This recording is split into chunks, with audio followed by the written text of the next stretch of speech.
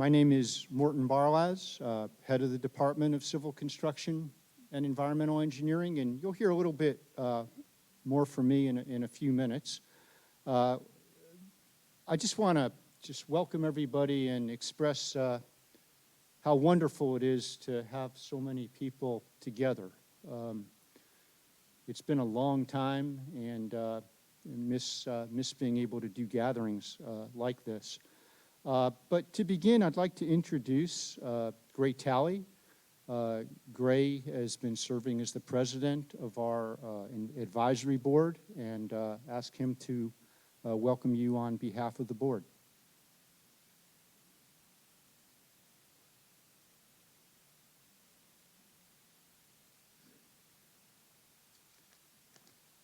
Thank you, Mort. Good morning again, and thank you all for taking the time to be here with us today. As Mort said, my name is Gray Talley. For the last 4 years, I've had the opportunity to serve on the Civil Construction Environmental Engineering Industry Advisory Board, and then, as Mort mentioned, this past year as its chair. Prior to the opportunity to serve on this board,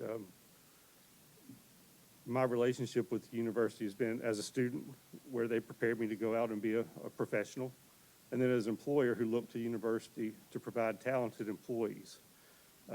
But the experience to serve on this board really opened my eyes to the impact the civil engineering department has on the community, and the research being done right here at NC State is really impacting the state and really, in fact, the world. So I want to take a moment to share with you a few examples of work being done here in our department, impacting the community around us. At our last board meeting, Dr. Brina Montoya gave us a presentation on her research on soil stabilization utilizing biocementation. And I was thinking, where else does that happen, where biology and geotechnical engineers can get together and collaborate and come up with a solution? And my suspicion is not many places, but it is happening right here at NC State. And on a more global scale, Andy Grishop's got research going on improving indoor air quality for underdeveloped countries utilizing cooktops or stove design. And Dr. Francis De La Reyes is researching reducing disease in underdeveloped nations with simple sanitation systems. That was really hard for me to get out. His TED Talk's been downloaded over 820,000 times and translated into 24 different languages. So that's a little bit about what we've got going on in the research behind the scenes here. I've also really gained a great appreciation of how valuable the alumni are to this program. Not only for the financial support, internships, volunteering of time, which are so important to develop our students in the department, but also as ambassadors for NC State and our engineering profession. Our engineering department and university are evaluated on the achievements of our fellow engineers and Wolfpack alumni. So I'm so pleased today that when our engineering profession and NC State are thought of, we're represented by the individuals that we'll honor here today. I hope you enjoyed today's induction ceremony and hearing from the inductees and their families, and that they inspire you just as they've inspired me and so many others that they've come in contact with over their careers. Now I'd like to introduce Ms. Pam Towson to make a few comments on behalf of the inaugural committee. Pam? Thank you, ma'am.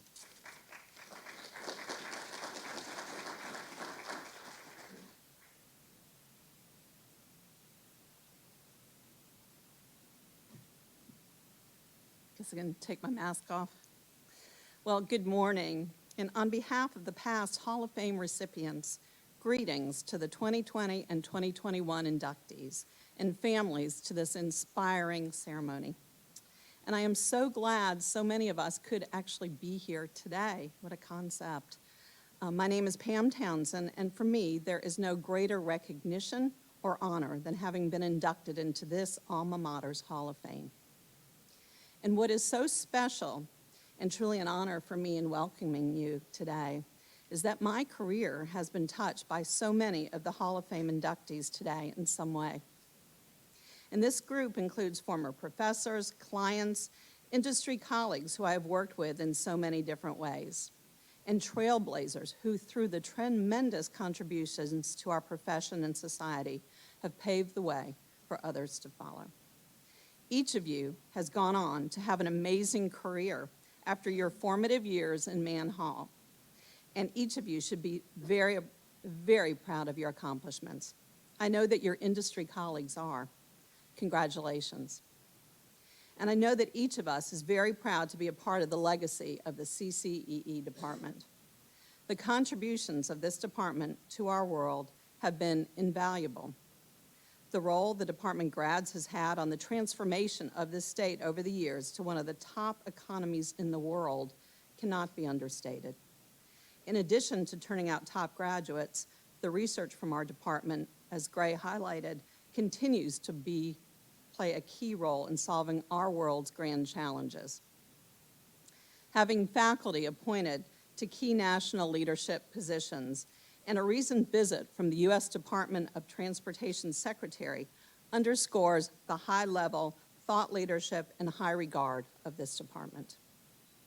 And the support and the connection of the alumni is a foundational element in assuring the successful implementation of the department's growth and its vision. It is an exciting time for CCEE department. Thank you so much to each of you for your contributions, and congratulations again.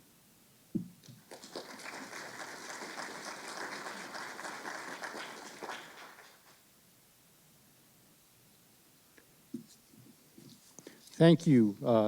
Thank you, Gray and Pam. A little bit of introduction. I've been on the faculty here since 1989 and have been honored to serve as department head since 2010. And on behalf of the students and faculty in the Department of Civil Construction and Environmental Engineering, I extend my welcome to everybody for our annual Hall of Fame induction ceremony, although annual is in quotes as we're doing 2020 and 2021 together this year. And again, I'm just thrilled so many of you are here. I stand here with a great sense of humility to be among so many giants and leaders in our field. And I'm so proud to claim so many of you as alumni of our department. Your accomplishments and contributions to society are inspiring. As I begin, I'd like to recognize a few people who are here today. Our student ambassadors. These are special undergraduate students who have volunteered to serve as ambassadors for our department. They routinely meet with groups of middle school and high school students, undecided freshmen who are trying to learn about civil construction or environmental engineering, helping with open house, representing the department at numerous functions throughout the year. They're a special group of our top students, and I want to thank them for going above and beyond the call of duty to help. Our two ambassadors, if you would stand and come on in the door here a little bit. Cecilia Sanchez is a senior majoring in construction engineering from Wilson and a participant in the Goodnight Scholars Program. And Brian Esquivel, a senior also majoring in construction engineering from Asheboro, North Carolina, and vice president of the Lambda Theta Phi Latin fraternity. Thank you.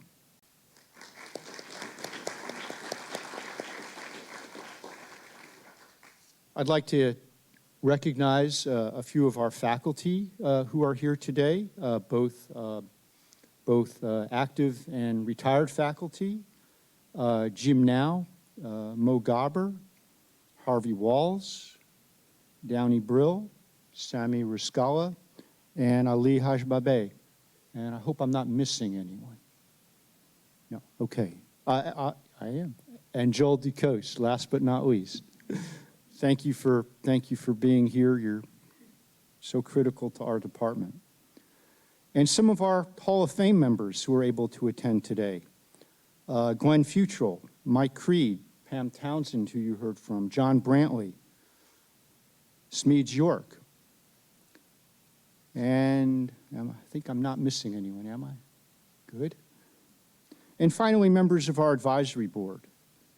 Gray Talley, Sandra Stepney, Lisa Patterson, Tanya Mills, Mark McIntyre, Street Lee, and Joe Hines. And thank you so much for your service and your service as a sounding board in helping me kind of connect to the world of practitioners. We're here to celebrate accomplishments, and I'd like to at least try to capture the spirit of the accomplishments of our Hall of Fame inductee. So before introducing each of our nominees and inviting them to speak, I'd like to just read the selection criteria. We have two broad criteria: professional accomplishments and service for the betterment of society. With respect to professional accomplishments, alumni who have made significant advances to technology or fundamental principles in their chosen career, or who have established themselves among their peers as a leading scholar or faculty member. Alumni who as leaders have had significant and positive impacts on engineering institutions. Alumni who have established and led a successful business or served at the senior management level at a large and successful company. With respect to service, alumni who have exhibited leadership and significant sustained contributions to local, national, or international organizations, including the military. This could include alumni who have been recognized for their service at the state or national level, as well as alumni who have assumed leadership roles in providing support and guidance to NC State. We now have over 15,000 alums dating back to our first in 1896. And with this year's class, we have 40 Hall of Fame members. This is a very elite and distinct group. What I'd like to do now is call each inductee to the front. I'm going to go in alphabetical order, which will be a little different than what you see on the screen. So we'll mix our 2019, 20, and 21 inductees together. And I will summarize highlights of their career and present them with their plaque.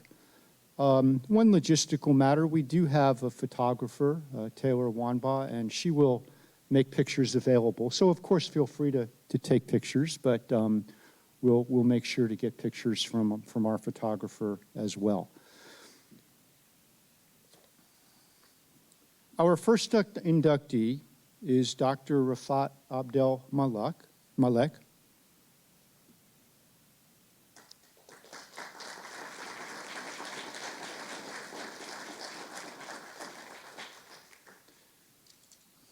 Dr. Abdel Malek received an MS in civil engineering in 1969 and a PhD in 1972.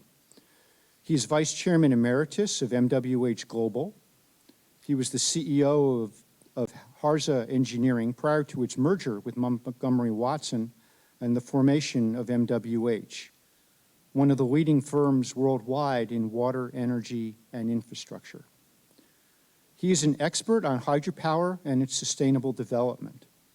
He was responsible for the design and construction management of some of the world's most complex hydropower projects, including the 10,000 megawatt Guri hydroelectric project, as well as other projects in Venezuela.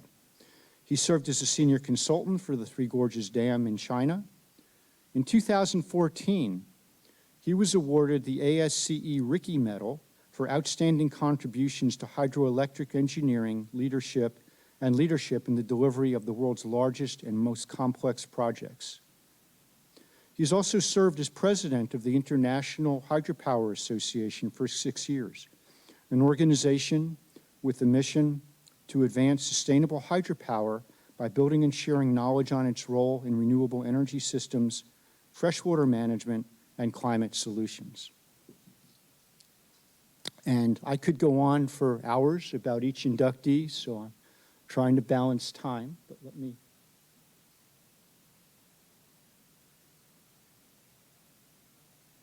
present this and invite you to say a few words. you have boxes with these, which we'll provide at the end.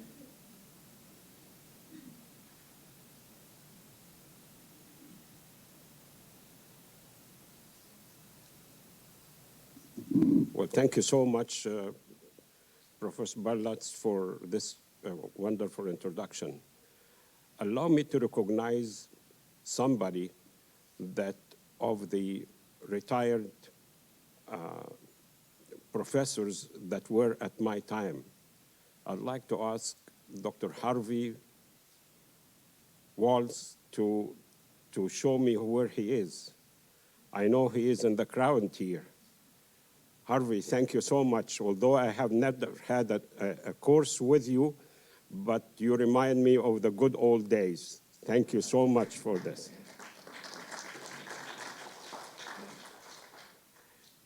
It's great honor for my wife, my children who are here, and I to return to this marvelous and blessed city, and particularly to this campus, which holds a lot of memories and very dear to our hearts. Over 54 years ago, we came to this campus from our homeland in Egypt to continue my graduate education. Now I am back to be honored, but which instead it should have been that I honor you, who were instrumental in launching me on a career that back then I never dreamed to achieve such success. This is why I'm forever thankful, first to the Lord that guided our way to come here, and very grateful to this university, particularly the Civil Engineering Department, for such a diverse education that has been the key to start me on a successful career. Allow me to take a few minutes to share with you the highlights of my career achievements. You will be surprised that the one unique achievement that I am very proud of is not an engineering innovation, although I had many. Rather, it is a humanitarian in nature. I'm referring to the efforts of the UNDP Commission to reform the developments of dams and hydropower around the world. The year 2000 saw a disastrous decision of the international financial institution led by the World Bank under extreme pressure from the world NGOs to stop all hydropower and dam development around the world. In an effort to unlock this damaging decision that affected the livelihood of many poor and developing countries around the world, UNDP launched a multidisciplinary commission which included engineers and developers led by the International Hydropower Association, of which I was the CEO, as well as several NGOs and the World Bank representing the International Financial Institution. This was a very courageous step by us engineers because, as you know, we shy away as engineers of involved in community and humanitarian affairs. We always hide behind our technologies.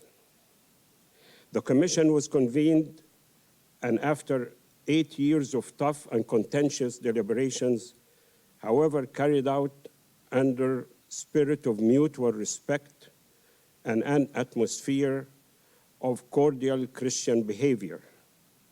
The Commission introduced a widely adopted framework for sustainable development of dams and hydropower called Hydropower Sustainability Protocol. I'm very grateful that I led the engineering and developer team in this effort. The one important contribution, however, of this protocol is a dignified and humanitarian treatment of project-affected communities. In addition to financial reparation, it included more sustainable benefit sharing, education, and health care reform. Again, I'm very grateful to the university, the Civil Engineering Department, and the nominating committee that selected me to receive this precious award. Thank you very much, and God bless you.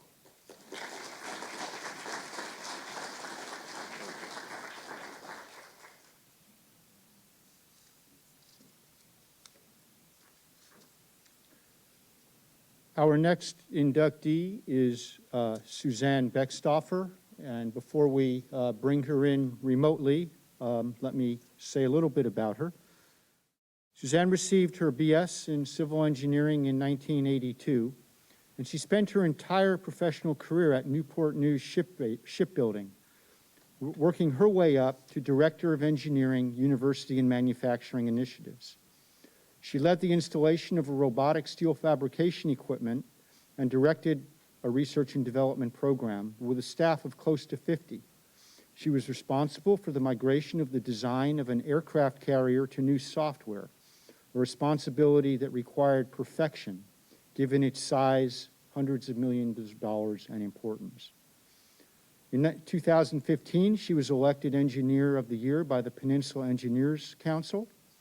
She's very active in her community and professional service. She serves on the ABET Industry Council Advisory Board and the Marine Board. She's president of the Society of Naval Architects and Marine Engineers, an international organization, professional organization with over 6,000 members in 95 countries. She serves as chair of the board of Bayport Credit Union, a $1.7 billion financial institution with 140,000 members and 23 branches. In her role, she has worked hard to bring financial literacy training to high school students in the communities in which the credit union is represented. Her service to NC State includes approximately 10 years on our advisory board, and as she rotated off our board, she agreed to serve on the College of Engineering Foundation Board. She established the McGee-Harrelson Beckstoffer Scholarship, supports the Zeal Lecture, and is a frequent contributor to the CCEE Enhancement Fund. Hi, friends. Good morning. This is an exciting day, and I'm honored to join the Hall of Fame. Who would have imagined? In 1976, my mean old 10th grade math teacher, Ms. Baldwin, brought me to NC State for a weekend on engineering careers. I took one look at the water lab in Mann Hall, and I was hooked. Of course, I had no idea what path my civil engineering career would take. Turns out I became a shipbuilder and put all those structural engineering classes to good use on steel. I had 34 great years at Newport News Shipbuilding, worked on 10 nuclear-powered aircraft carriers and 3 classes of submarines. Had many different jobs: hull technical, steel fabrication, 3D product model, research and development, and a few others. And it truly makes me proud whenever one of my ships goes into harm's way to protect our freedom. So thanks to NC State and to this department for a great start. Thinking back of the things I learned, especially was technical excellence and building relationships across organizations, whether that's companies or governments or universities, and working towards strategic goals to benefit the larger maritime industry and also global missions. And I'm proud to say, over the years since, the university and CCEE have continued to produce smart engineers, grow dedicated leaders, and team members. It's been a pleasure to participate, and I look forward to continuing our work together. Congratulations to all the honorees, and a special thanks to Mort and Dean Louie for your leadership, and congratulations on the beautiful new Fitzwillard Hall. I hope to see you all in person soon. Go Wolfpack. Thank you. Just going back 1 minute, I forgot to recognize one of our faculty who is here, Dr. Mike Lemming. I apologize, Mike. Our next inductee is Miss Emily Brown Blount. Emily Blount received her BS in civil engineering in 1953 and a professional degree in civil engineering with a concentration in transportation in 1955. Following graduation, she began a career at the North Carolina Department of Transportation, starting out as the Associate Traffic Engineer in the State Highway Department.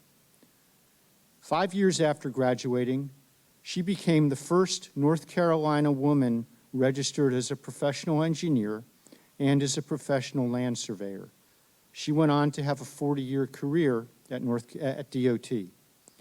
She's been recognized for her outstanding achievements with numerous awards, including the Raleigh Engineers Club Outstanding Engineering Award, the R.V. Moss Lifetime Service Award from the North Carolina section of the Institute of Transportation Engineers, and induction into the North Carolina Transportation Hall of Fame. Ms. Blount remains connected to our department through our alumni engagement activities and is a consistent contributor to the department's enhancement fund. And would you please join me and say a few words?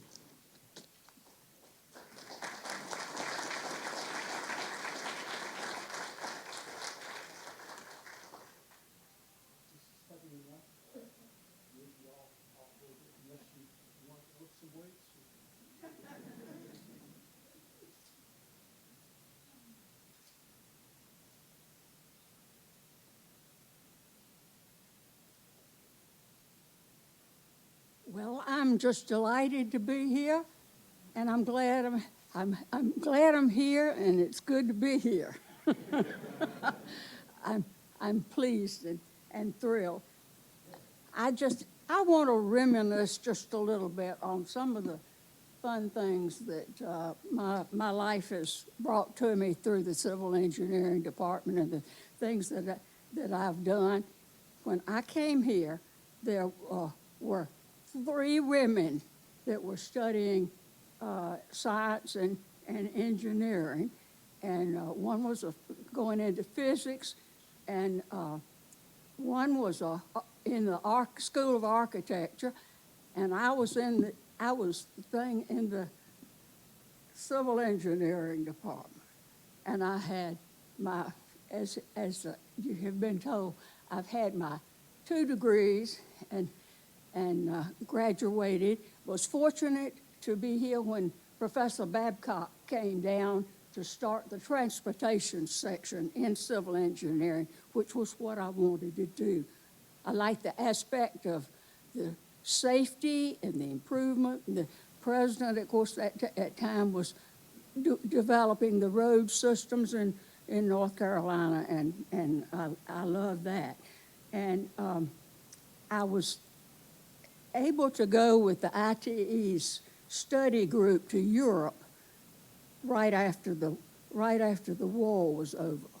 We went to many different countries, ended up in Russia, which was at that time a very interesting place to do. I spoke a few words. I had several phrases that I could use in Russian, and it worked real well, and I could read enough of it to read the road signs, which was a lot of fun, before they ran over you with the funny cars. But it was a delightful experience, and through my whole career, I have met some of the most interesting people in the world.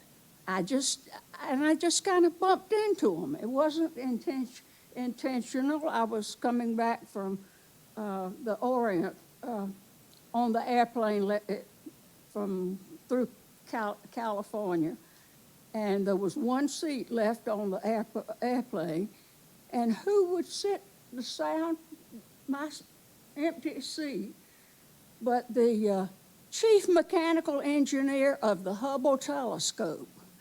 We chatted all the way back down here. So if anybody wants to know anything about the Hubble telescope, it's out there somewhere. But which was a delightful meeting, I'll have to say. And of course, I spent my 40 years with the highway department. And when I got through getting real money job and retired, I decided I'd go see what else was open in the world. So I on my own, I went to 30 or 40 countries all over the world to see all the bridges, all the roads, what they were doing for transportation, and they're still doing some very interesting things in other parts of the world. And I want to say that I have always been proud to be from North Carolina State. All the people that wanted to talk about engineering at State, I always enjoyed talking to them. And I want to thank this organization for this wonderful award. I appreciate it, and I have enjoyed every minute of my career and life. Everything's good so far.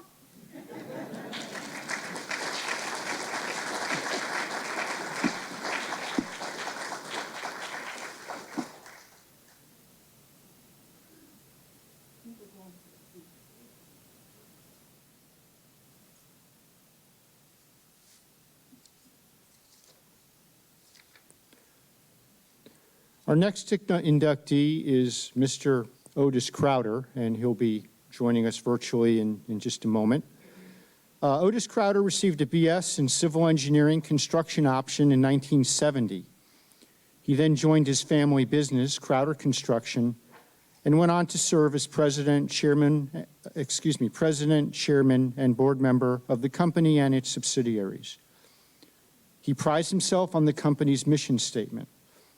We are dedicated to superior performance and committed to making a positive difference for our clients, our communities, and in the lives of our employees. Crowder Construction and its subsidiaries have received numerous industry awards for project excellence and safety, from Carolina's AGC, AGC of America, the American Council of Engineering Companies, the Design Build Institute of America, the US EPA, the Department of Labor, and the U.S. Army Corps of Engineers. In addition to the company's community service, they partner with diverse groups of local subcontractors and suppliers, actively seeking small, local, minority, and female-owned businesses with which to work. Otis Crowder has been very active in a long list of community organizations, and I'll just mention two: the American Heart Association, Greater Charlotte Walk Executive Leadership Team, and Habitat for Humanity. He served on the NC State Engineering Foundation. He's been a frequent and generous contributor to the department and college, including the Crowder Enhancement Endowment in the department, the Fitzward Hall Project, and the College of Engineering Leadership Fund. And at this time, we'd like to welcome Mr. Crowder virtually. Just hearing the first couple of speakers makes me understand how special this is. When I applied to go to college, there was only one school I applied to, and that was NC State. I'm not quite sure what would have happened if I hadn't got into NC State. It was the only school I ever considered going to because I wanted to learn engineering and learn how to be a better builder. For the first year, however, I was questioning my decision after a bunch of calculus courses, chemistry, and a few of those, and wondered what life was really going to be like at State. But fortunately, later I got into my engineering courses and loved it. I learned not just engineering, but how to build. But during that time, I came to realize that being an engineer is not just a list, taking a bunch of technical courses and getting a license. It's a way of thinking, a way of approaching problems. And so what I learned is you need to identify an issue or a problem, you need to organize the information, and then you need to solve the problem.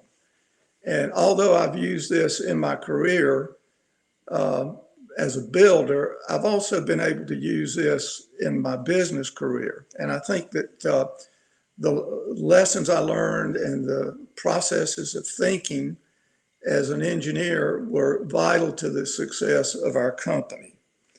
So this has been very special to me. And I do want to thank a couple of people that helped me in my career, not necessarily in the academic part, but other parts of my life at State. One was Dr. Mullen, who was not my advisor, but I actually dropped out of State for a semester. I was going to drop out for a year and work because I was married and I needed to earn some money. Dr. Mullen called me and told me he would ask to be my advisor and that he wanted me to get back into school. And I explained, well, I would be off on all my prerequisites. And he said, I'll waive any prerequisite if you'll get back in school. I'm not sure what would have happened if I had not gone back into school then, whether I would have gotten used to earning money. But as a matter of fact, I set up a scholarship in his name at State because he was instrumental in me finishing at State and made it easier for me to finish. And the other one is Dr. Mirza, who was teaching. I was taking a structural course from him, and he came up to me and said, I understand you are married and you need to earn some money. And I said, yeah, that's true. I'm trying to figure out how to get a job and go to school. He said, I've got a great job for you working for a doctorate student in the basement of Mann Hall. You get to work 20 hours a week and you made the phenomenal amount of $2 an hour, which was huge. And you can do the work whenever you want to, mostly, except when an experiment's going on. So I got that job, and that allowed me to concentrate on studies and learn a lot about engineering. And as a side to that, one of our other inductees, David Johnston, Dr. David Johnston, was working on his PhD. And I didn't work for him, but I got to go over when he needed an extra pair of hands and help him. So that was a great experience.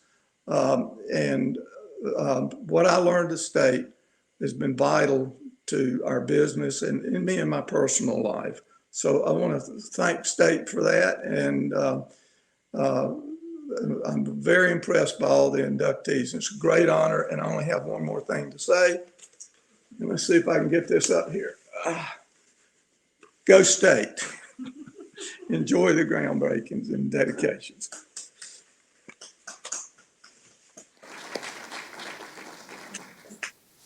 Thank you.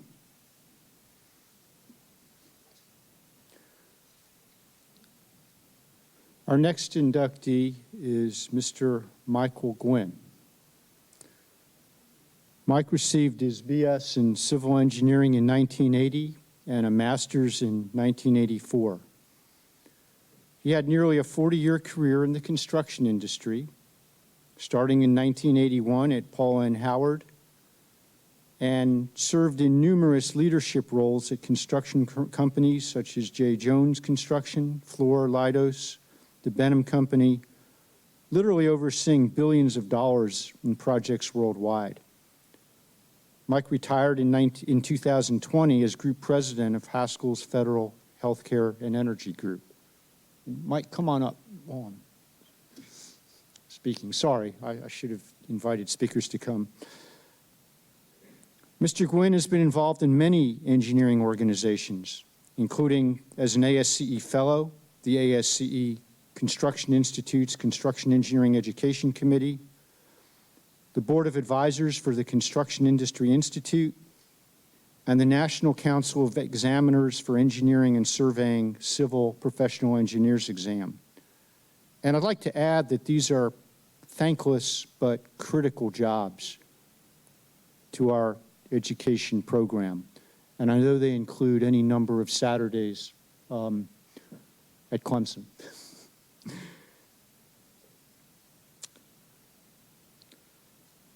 Mr. Gwen also was on the Industry Advisory Board for ABET for many years and acted as chair for that group.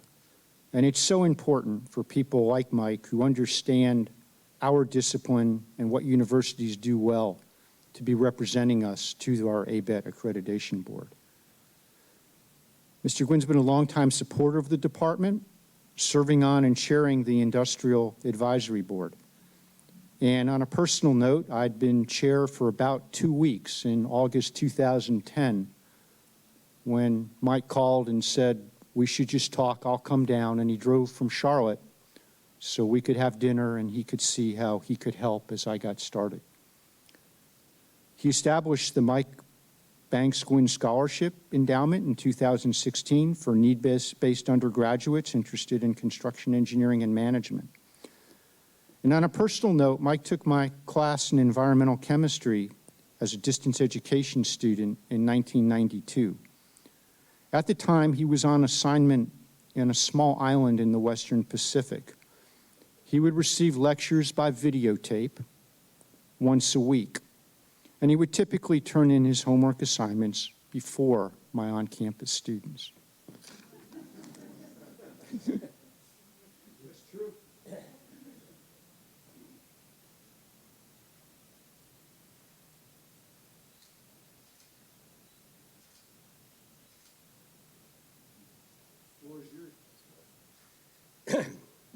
Thanks, Morton. Also, thanks for that B you gave me in that class. I really appreciate that.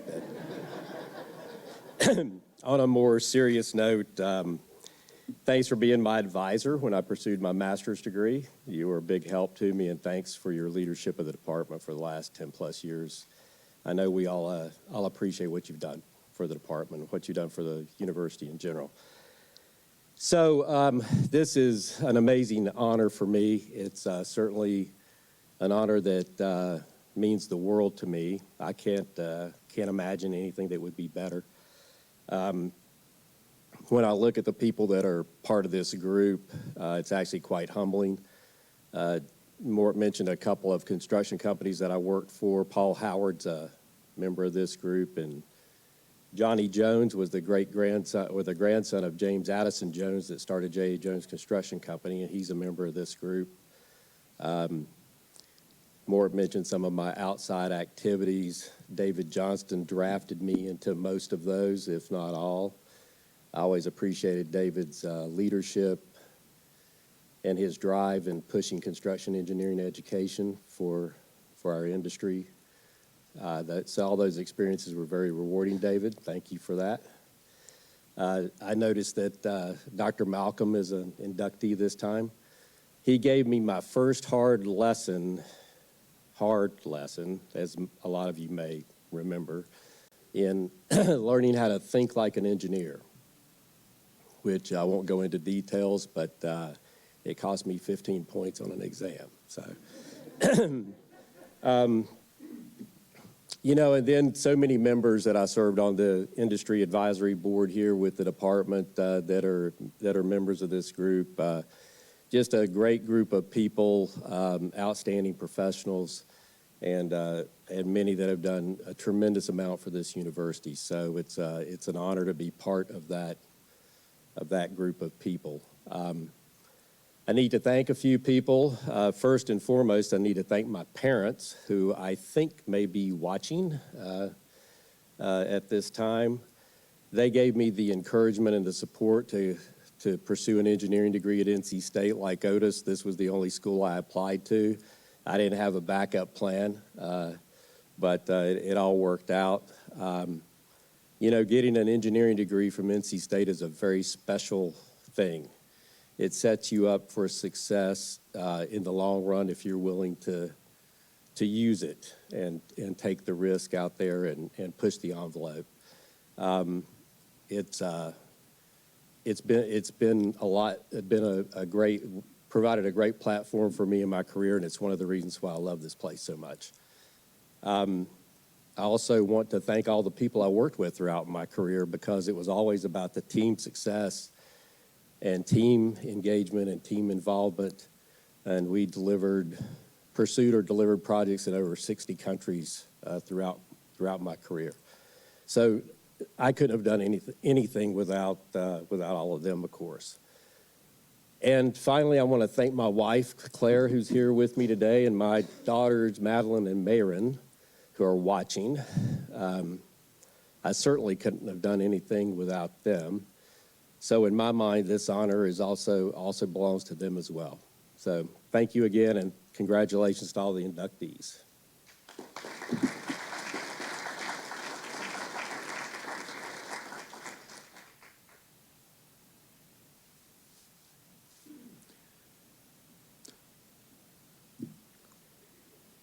Our next inductee is Mr. Jim Hips. Mr. Hips attended NC State on an athletic scholarship, very typical for engineers. Received a BS in biological and agricultural engineering in 1973 and a professional degree in civil engineering in 1974. He started his engineering career at Moore Gardner after graduation, and Moore Gardner was then acquired by Black & Veatch in 1982. Jim climbed the ranks at the company, serving in leadership roles far too numerous to mention. In 1995, Black & Veatch Environmental Division acquired the $200 million revenue UK-based engineering partnership, Binney & Partners. And Jim was given the assignment to integrate the B&V partnership with offices in England, Asia, and South Africa. During this multi-year assignment, he relocated to England to ensure the successful integration of 1,500 engineers in over 40 international offices. He retired from Black & Veatch in 2009 as executive partner in charge of strategic planning, mergers and acquisitions, and new business ventures. Quoting from Len Rodman, the former CEO of Black & Veatch, "While I always saw Jim as quiet, when he spoke about business matters, people listened. Jim has a subtle sense of humor, often used to make a business point." He's been very active and played a leadership role in the Junior Diabetes Research Foundation and served on the board of directors of the Kansas City, Missouri chapter. In this role, he has raised millions of dollars for diabetes research annually. In addition to our department, where he has supported the Charles Smallwood Graduate Student Award, his family is a generous supporter of NC State academics and athletics, contributing to a number of undergraduate, graduate, athletic, and athletic trainer endowed scholarships. Please join me in congratulating Mr. Hips.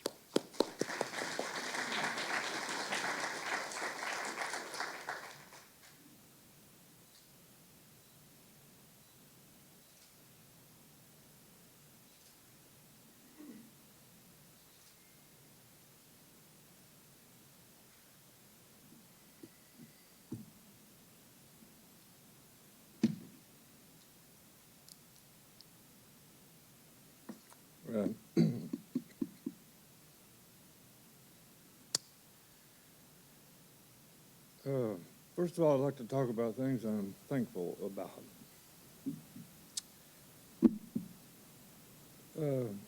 Growing up in a small community in the mountains of western North Carolina on a farm, I had no way of envisioning what the future held for me. So I have a lot of things to be thankful for. I'd like to thank the current Civil Engineering Department administration and staff, and Dr. Bartlett's in particular, for this award. I'm truly honored and humbled to be added to your Hall of Fame. Second, I'd like to thank the athletic department and Wolfpack Club at NC State, which made it possible for me to attend this university.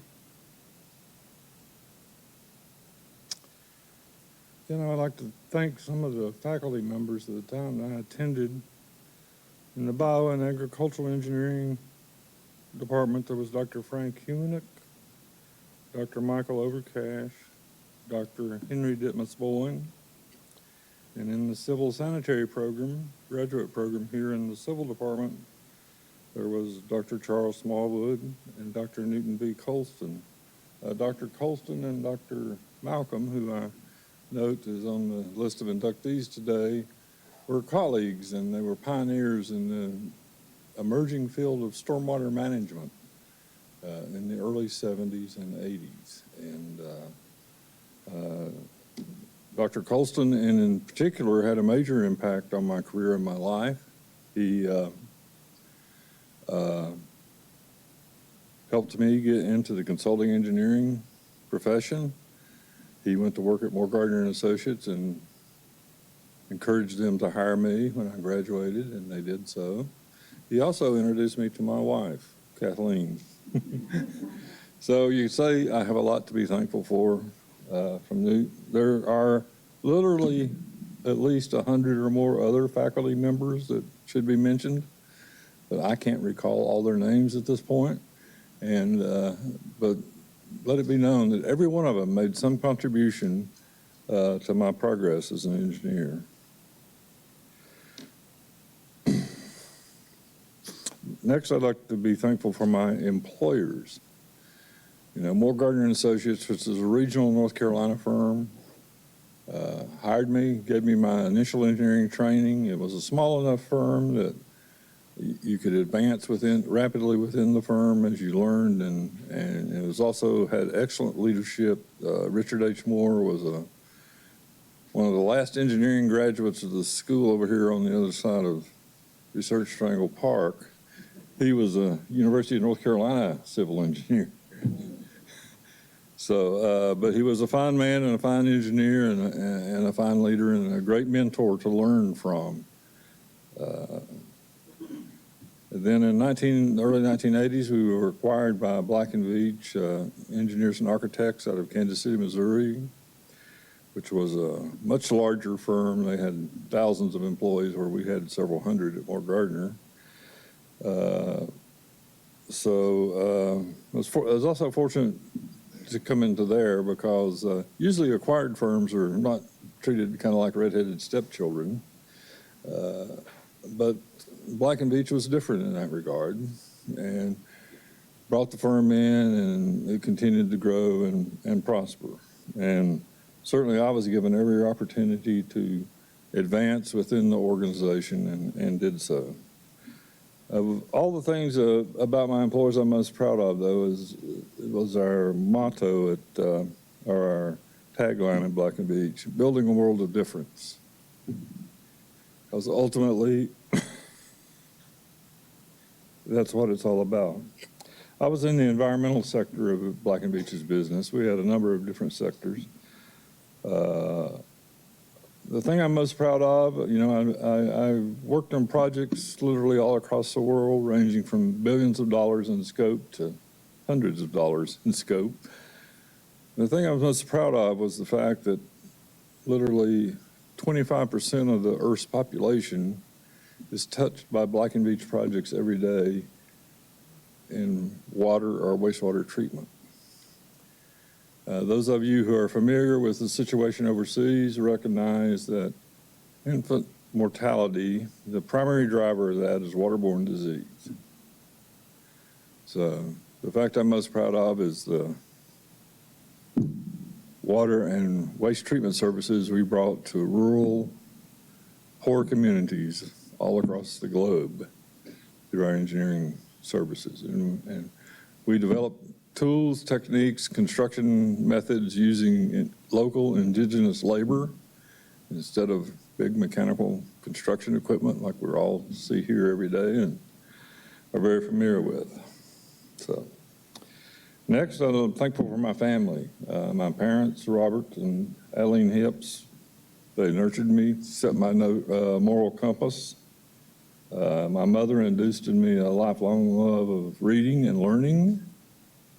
And they both taught me the value of hard work and how to overcome obstacles in life.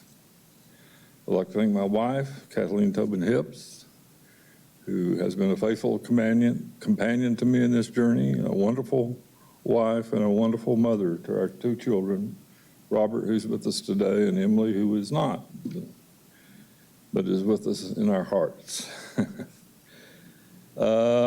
Next, I'd like to place all my colleagues and employees. Those of you who've worked in engineering know there's very, very seldom that a single engineer can carry through any project of any complexity. There are just multiple fields, multiple disciplines required to create projects, and to be able to be an effective team member is extremely important. And I thank my athletic background for teaching me that lesson.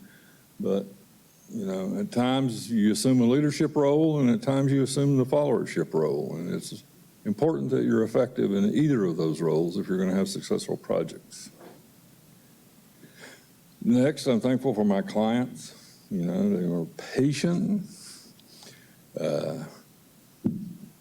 In fact, I probably learned as much from some of our clients as they learned from me and the team I was with on engineering projects. But if you're going to have good projects, you have to have good clients. And somebody says timing is everything, and it does bring many blessings. And the final group of things I'm thanking for is the Clean Water Act of 1972, which initiated a golden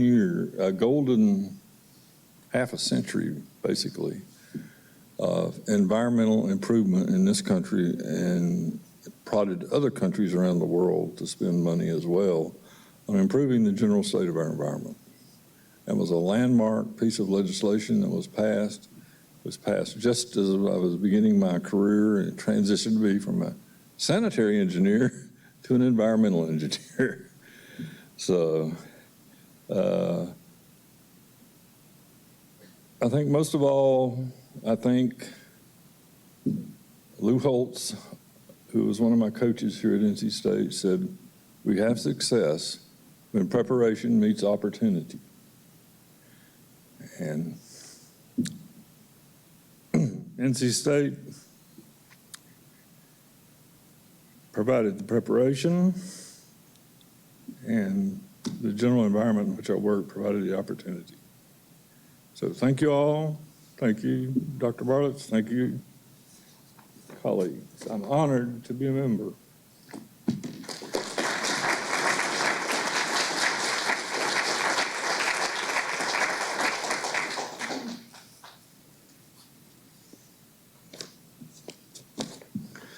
Dr. Johnston, would you please join me?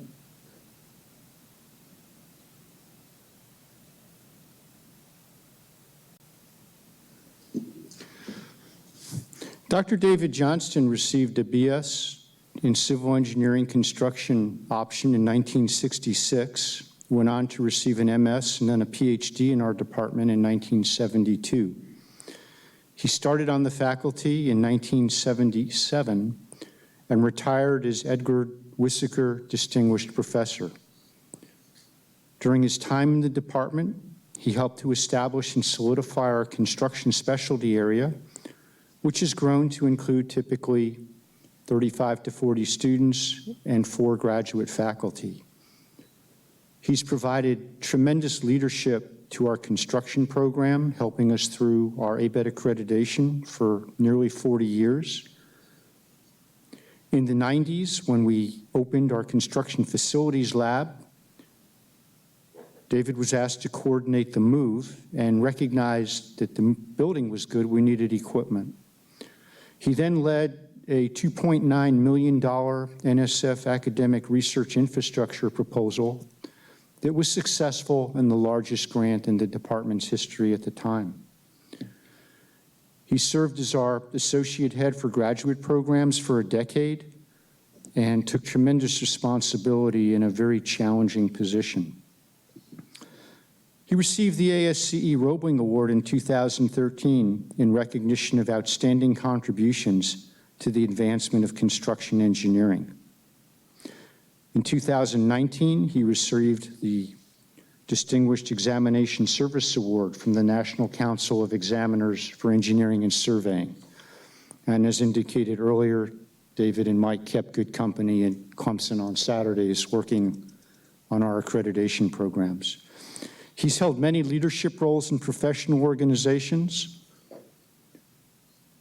The David Johnston Construction Engineering and Management Graduate Endowment was established in his honor, and he's a frequent contributor to several department efforts, including the Bless Us Endowment, our Enhancement Fund, and our Engineering Leadership Fund. On a personal note, I just want to add and thank him for the tireless work he did on every aspect of the building behind me, Fitzwillard Hall.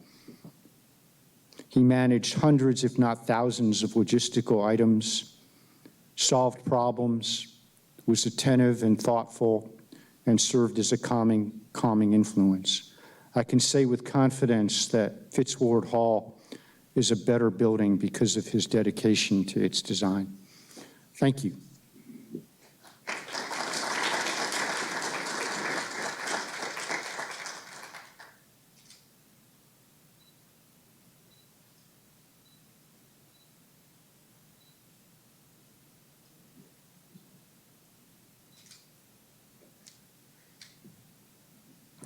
Thank you, Mort. This is indeed an honor. I was really blown away when Mort called me about becoming an inductee. I came to NC State in 1962, not entirely sure that I knew what I wanted to do. I did decide pretty quickly not to follow a lot of the advice I was getting, that I should major in nuclear engineering because that was the field of the future. But I found a home in civil engineering, became very interested in construction and structures, and so I opted for the civil engineering construction option degree program and used free electives to pick up any structures courses that I might have missed, trying to figure out what I wanted to do when I grew up. I continued on to graduate school. There was not a graduate construction program at that time, so it was in structures, but opted to also take all the geotechnical courses I could get my hands on. We had some wonderful faculty, people like Paul Zia, Harvey Walls, Charlie Bramer, Nick Uanick, and others that I viewed as role models for what my future engineering career might hold. I met a number of folks who are here today during that time period as well as fellow students, or in the case of Otis Crowder, helping me in the lab as an undergraduate student.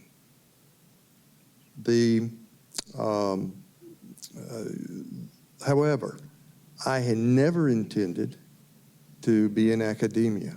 I always envisioned that I would be in industry somewhere. And after I finished doing the testing for my PhD and coursework, I went ahead and took a job and was writing my thesis in the year that followed while I was working on nights and weekends.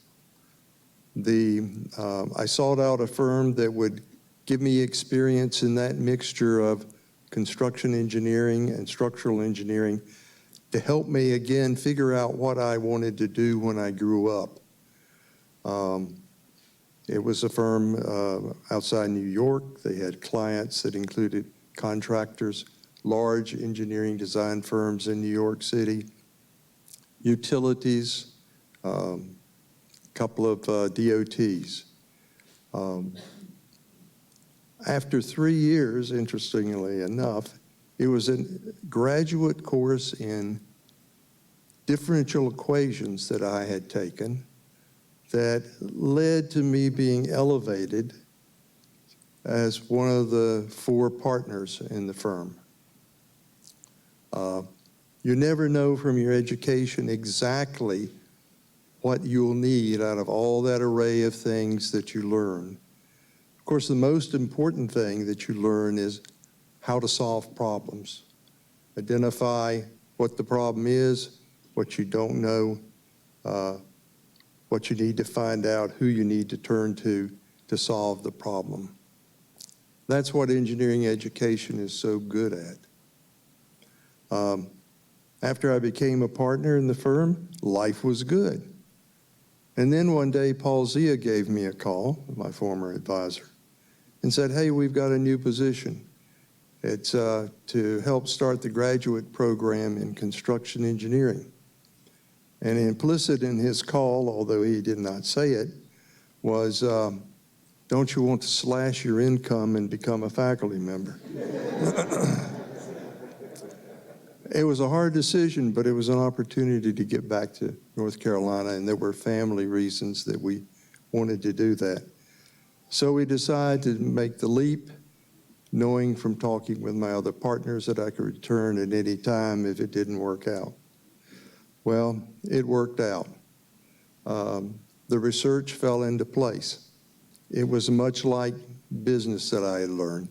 You figure out what the agency's problems are, You figure out what they want to have solved. When they ask you, can you solve the problem? You say yes. When you've got the funding, then you go find a talented graduate student and tell them that you are absolutely confident that they can solve the problem.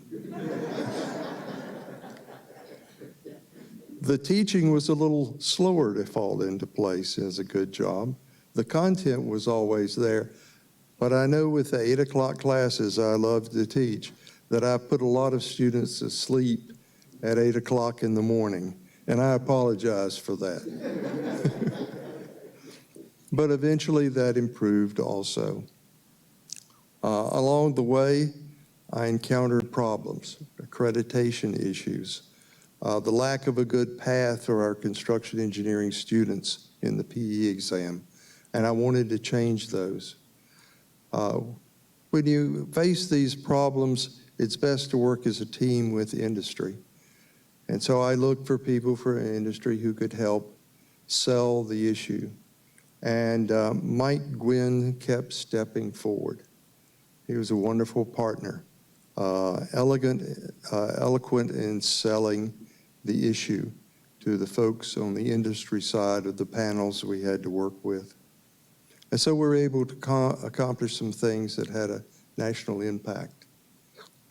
I was pleased at some of my research in infrastructure management for bridges and buildings, and research in concrete construction, particularly for formwork, also had national impacts on how we do things in the industry. Most of all, I appreciate the wonderful education I got at NC State. When I was working in industry and I interacted with a lot of other PhDs from many schools who were working in industry, I never felt that my education let me down. I always felt prepared. I knew how to find out what the problem was, find out what I knew, find out what I didn't know, and find a solution. And that's what education is about. Occasionally, we got questions from folks in industry about why did we require so much calculus and so much physics and chemistry and what have you? And why did courses have to be as difficult as they were? But the issue is that those are courses that stretch the mind. And a mind once stretched never returns to its former size. So I think what the department does is in educating our students is really wonderful. I enjoyed contributing to it, and I've enjoyed the opportunities Mort has given me to help along the way since I've retired as well. So thank you for this honor.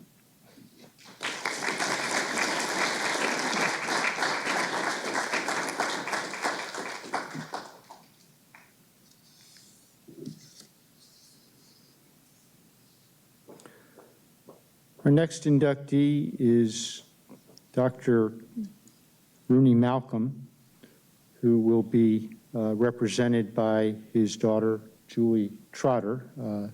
Dr. Malcolm is no longer with us. Rooney received his BS in civil engineering in 1963, a master's in 1970, and a PhD from our department in 1973. He was among the first to teach urban hydrology and incorporated into the university curricula, along with bringing the field of study into civil engineering rather than an agricultural program. The recognition among many that meant the most to Rooney Malcolm was the Outstanding Faculty Award from the Civil Engineering Senior Class in 1981. Teaching was his gift, calling, and passion. He was a dedicated undergraduate faculty advisor and deeply interested in helping students find their path. He's a part of the NC State Academy of Outstanding Teachers and was recognized as an outstanding civil engineer from the North Carolina section of ASCE. A longtime member of the Technical Advisory Committee to the North Carolina Sediment Control Commission, and a number of other statewide organizations. Again, on a personal note, I run into his former students many, many times, and they all just have tremendous things to say about how he influenced their careers through his teaching and outside of class training. Thank you.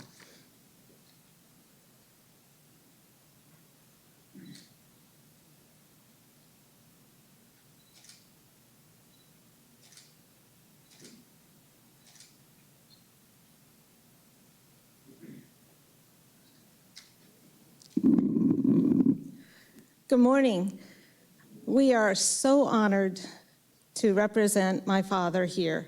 For you, he was Dr. Rooney Malcolm, maybe Rooney. For me, he was Daddy.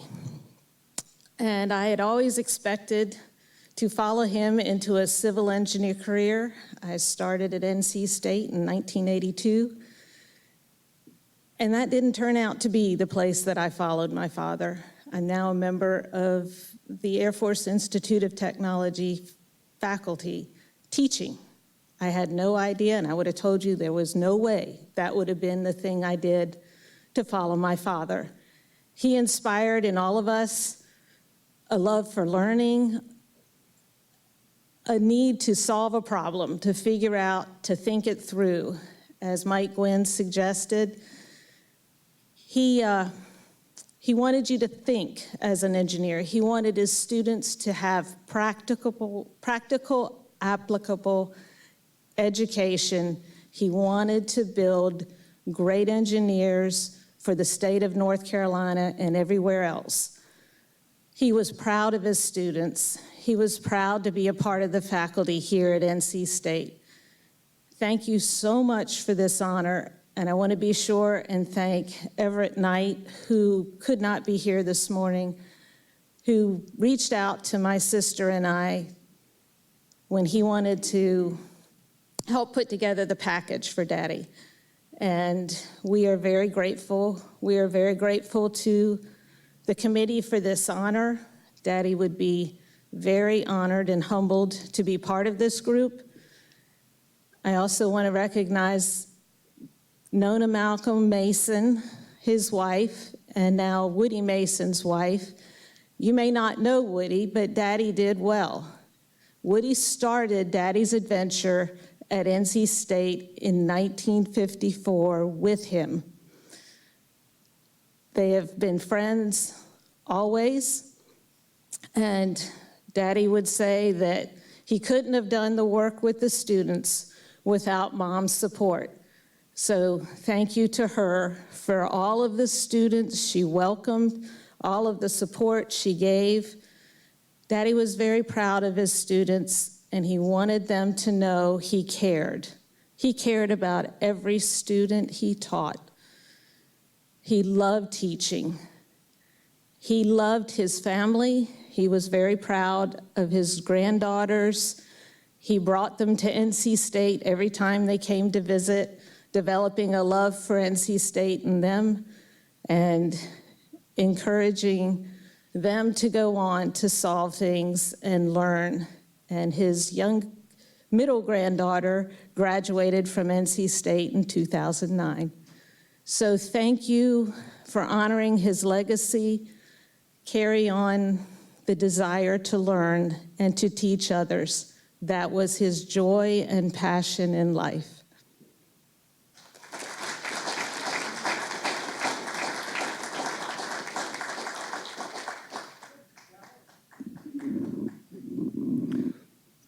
You've heard a number of people speak to the need to identify and solve problems quickly, and I'm going to do that. We're running a little bit behind, which is fine, take your time, but we do have two of our inductees who are supposed to be at another event shortly after 11 a.m.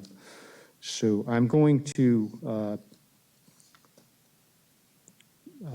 modify the alphabetical order and skip ahead to 2 inductees in order to get them freed up if they need to step out before we're finished.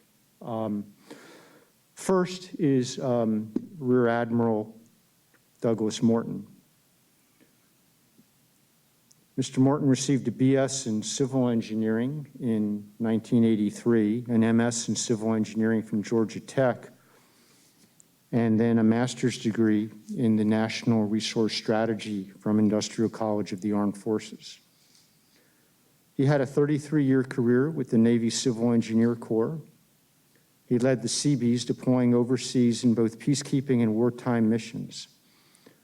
He also led components of the Naval Facilities Engineering Systems Command. He attained several military awards, including the Navy Distinguished Service Medal, the Defense Superior Service Medal, the Legion of Merit, and the Bronze Star Medal. He also received the Patriot Award from NC State in 2017.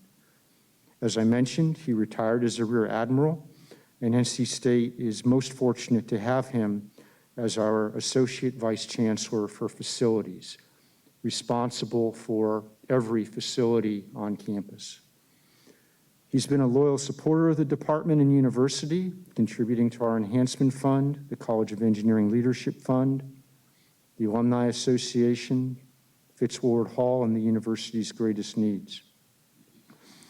Speaking personally, Rear Admiral Morton has been a tireless advocate for NC State facilities, and I've seen him solve problems that have lingered for a decade or longer before he joined NC State. Specifically, Mann Hall experienced many sewage backups in the basement during the 2017-18 year. And I won't forget the day when my cell phone went off at 6 p.m. Mr. Morton was in the basement, in a suit, in his shoes, standing in water, and it wasn't treated water. And he said this was going to be fixed. And a few months later, it was. He's a person of action, and he gets things done for the betterment of NC State. And for that, we offer our congratulations and thank him.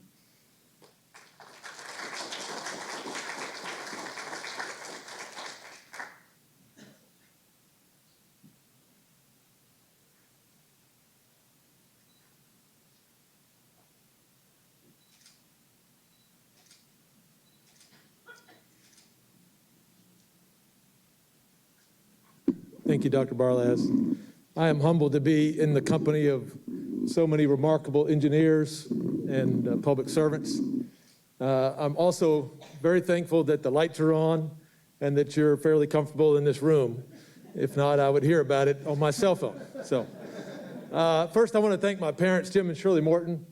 My dad is a 1956 grad in the Civil Department, and he and my mom set me on the path that led me here. And like some of you, my option was NC State or anywhere else I wanted to pay or I could figure out to go. And that was great motivation. And like those of you in the room, NC State accepted my application, and I found my way through here. It was really not about my academic prowess that got me here, but it was those professors like Dr. Johnston, George Blessis, Dr. Mullen, Roy Borden, Howard Petrie. Some of you might remember him in the math department.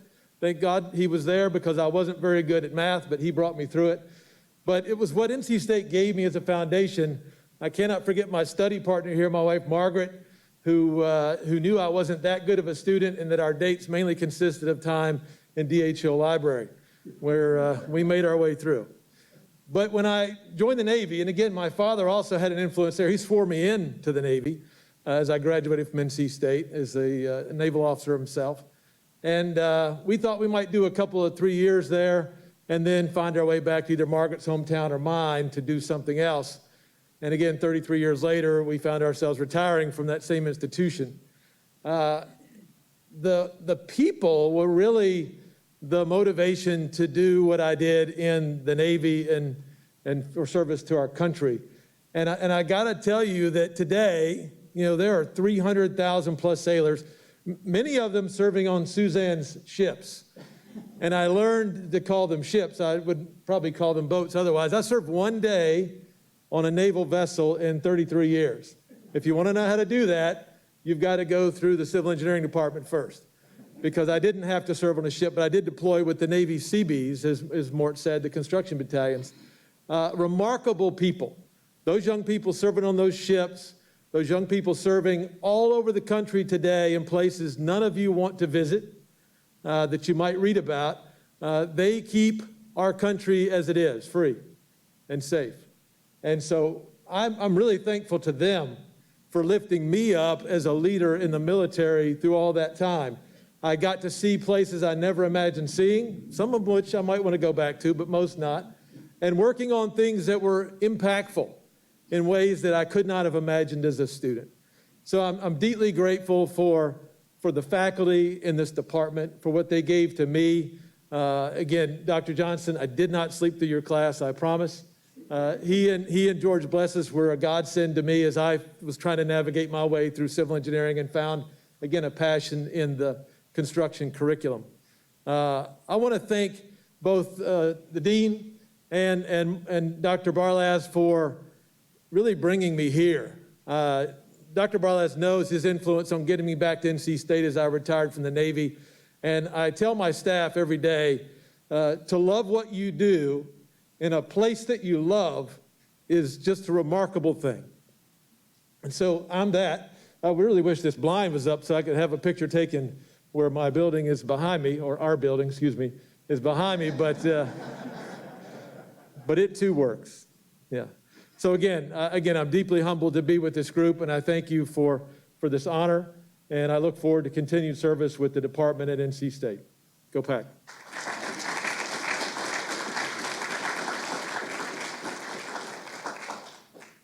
Thank you for reminding me. The reason the blind's not open is I'm told if it was, I would look like I was in the witness protection program,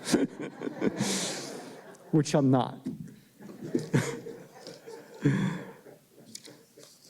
I'm going to go out of order one more time and ask Ms. Debbie Young to join me. Debbie Young was one of the first Black women to receive a BS in civil engineering from NC State in 1977, and the first to earn an MS in civil engineering from the University of Pittsburgh in 1980. While working, she went on to earn an MBA from another school up the road with a darker blue coat. She started her career in consulting and moved to Honeywell, formerly Allied Signal, in 1980, where she spent a 35-year career and rose through the ranks into a number of leadership roles. Her roles combined engineering with strategic planning, regulatory oversight, and assessment of capital projects. She led teams that oversaw manufacturing around the globe, representing billions of dollars and thousands of employees. She retired as the Global Health, Safety, and Environmental Capital Director for Honeywell in 2015. She was a charter member and president of NC State Society of Women Engineers and a charter member of the NC State Delta Sigma Theta sorority. She too has been very active in community service, including the Richmond Minorities in Engineering Partnership that hosts middle and high school students from underrepresented groups for 6 weeks during the summer. The Links, an international not-for-profit corporate volunteer service organization. Mammography for Life, which provides testing for uninsured women, and Steps to Independence, a program in partnership with Riverside Regional Jail to assist former prison inmates with their reentry to society. She's also been a strong supporter with both time and finances to NC State. She's on the NC State Engineering Board, and my understanding is yesterday she was elected as chair of the NC State Foundation. She's a loyal contributor to the department and endowed the Deborah Bell and Gary Young Scholarship in honor of her parents. And she's also been a strong contributor to our enhancement fund and to the Fitzwillard Hall building.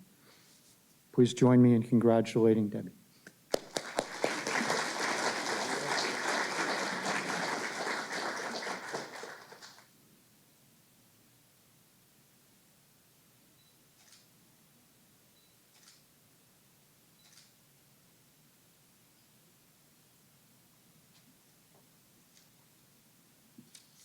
Good morning, everyone. Dr. Barlas, my fellow Hall of Fame inductees, College of Engineering, and guests, I stand before you today honored and humbled to be an alumni inductee. With pride and gratitude, I accept this Hall of Fame award from the Civil, Construction, Environmental Engineering Department of North Carolina State University. I share this award with two of God's exceptional people, my parents, the late William Oscar Bell Jr. and Maddie Perm Bell. My parents believed in God, sacrificed, and had the wisdom to allow me to follow my dreams, never accept mediocrity, and reach for the stars. As a teenager, I desired to be an engineer. There were challenges and roadblocks in front of my parents and me. The high school system discouraged the pursuit of engineering, and some colleges and universities encouraged me to pursue a different degree with very lucrative scholarships. I was determined to be a civil engineer. I visited a few universities that I was accepted into the university engineering program. I chose NC State. My sophomore year, I was awarded the Powers Scholarship for outstanding out-of-state student. I received that scholarship for the remainder of my years. My parents are the reason I am being inducted into the CCEE Alumni Hall of Fame. Thanks to my daddy and my mama. NC State was the foundation for two advanced degrees from University of Pittsburgh and Duke. At Honeywell Allied Signal, I was afforded many diverse opportunities, and I excelled in my leadership abilities as both a team member and a team leader. My college years and career were achieved through my family, thanks to my family, my parents, my sister Dina, my son Altman, and my husband Gary, sacrifices and encouragement. As I look back over my college and career years, the good outweighed the challenges and obstacles. It was a joy to be here at NC State University. I received a degree from a world-leading engineering college, learned to analyze and solve problems, especially if they're difficult, not simple according to my family. Learn to work, live with all people, develop many lifelong friendships. Thank you to the College of Engineering. Thank you to Dr. Barlas. Thank you to the selection committee for this great honor and recognition.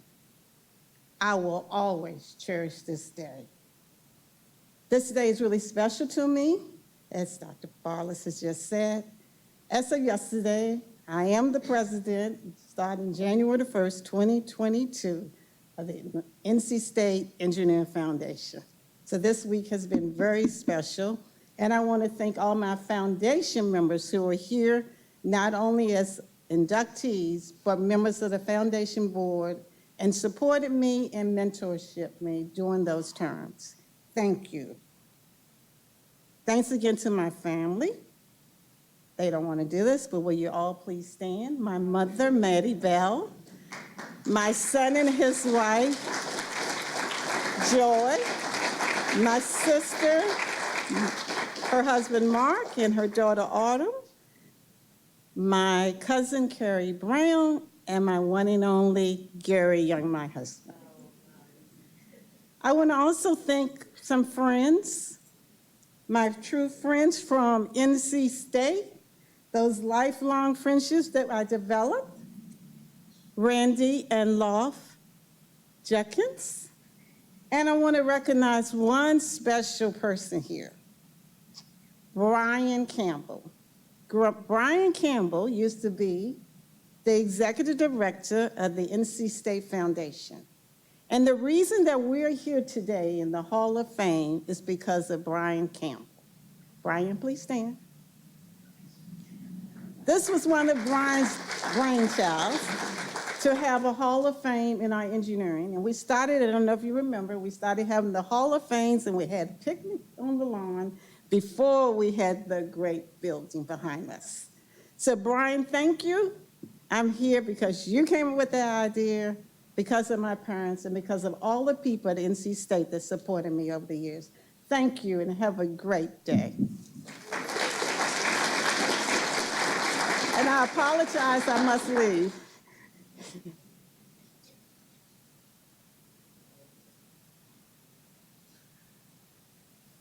Thank you. Let's go back in alphabetical order now. Our next inductee is Mr. Carroll Lamb, Sr., who is long deceased. He received his BS in civil engineering in 1899 and is known as the father of civil engineering at NC State. He was a civil engineering faculty member from 1901 to 1948 and served as department head for 32 years. He was chairman of the Alumni Memorial Bell Tower Committee for more than 20 years and led efforts of the Alumni Association to raise funds for construction of the Bell Tower. Mann Hall, located on North Campus from 1963 to 2020, of course, named in his honor. And I'd like to read a statement from his granddaughter, Miss Jane Mann, who is in Lake Lure and could not be with us. I'm very honored to be sharing some very special family stories about my grandfather, Carroll Lamb Mann. He was born in Hyde County, where later in life he bought a farm, which we called Hyde Acres. It was a special place where all the cousins would spend adventurous vacations. He had 10 grandchildren who have many memories of time spent with him and my grandmother. We all called him More Daddy. That name came from my older brother, Carroll Lamb Mann III, as he was delighted to have more daddies. More Daddy had a fun sense of humor and was always teasing the children. If we behaved, we were given some chiclets, which he kept in his pockets. We loved chewing gum. The other memory that we recall is he called us all son, whether we were girls or boys.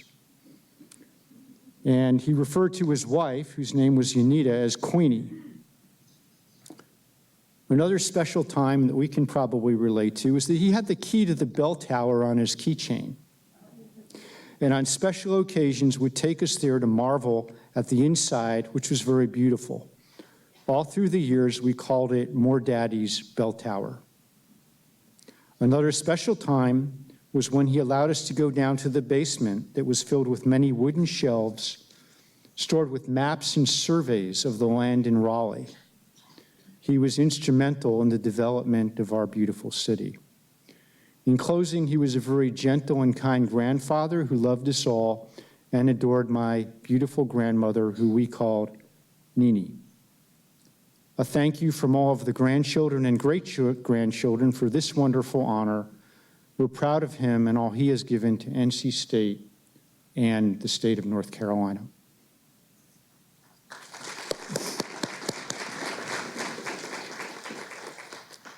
Our next inductee is Dr. Bill Marcusen. Would you please join me? Dr. Marcusen received a BS from the Citadel, an MS from Michigan State, and then a PhD in civil engineering from North Carolina State in 1970. He was the U.S. Army Waterways Experimental Station Director of Geotechnical Lab from 1981 through 2000. He served in leadership positions in a number of professional and technical societies, most notably as National President of the American Society of Civil Engineers. He's received far too many awards for me to read, but I'll mention a few: the Walter Huber Research Prize, the Government Civil Engineer of the Year Award, and the Norman Medal from ASCE, which recognizes a paper which makes an important contribution to either practice or research. He's the only engineer to be named the Corps of Engineers Engineer of the Year Award twice, and was recognized as Civilian of the Year in 1997. He's authored over 100 publications, including state-of-the-art work on in situ sampling and testing, soil dynamics, seismic design, and analysis of embankment dams. In 1996, he was elected to the National Academy of Engineering. Election to the National Academy is really among the highest professional honors accorded to an engineer. His citation states, for research and development of liquefaction, dynamic soil properties, and seismic wave propagation as applied to design analysis of earth and rock-filled dams.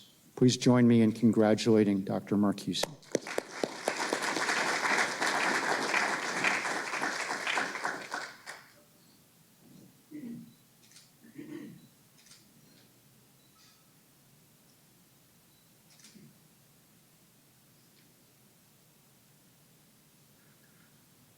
Well, first I want to thank everybody who played any role at all in recognizing me today. Secondly, as many of you have said, my family is important to me. Several of them are here today. I'd like to introduce them, and I'll ask them to stand when I call their name. My sister, Marilyn Hall, her son, Brian Hall, my son, Eric Marcusen, and his wife, Lauren Marcusen.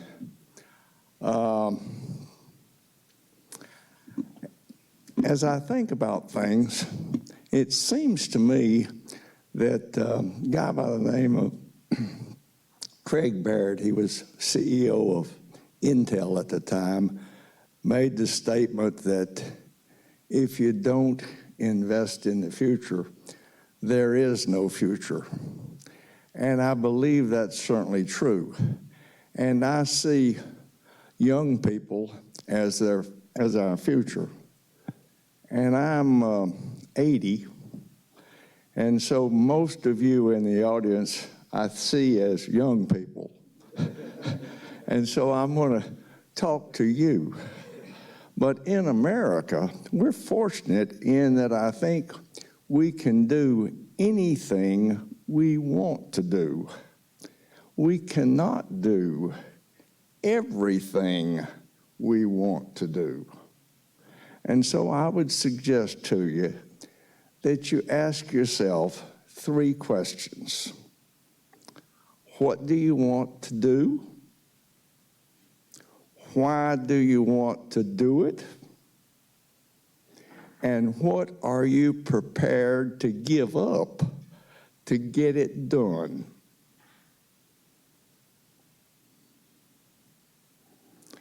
With that, let me again thank you very much for this recognition.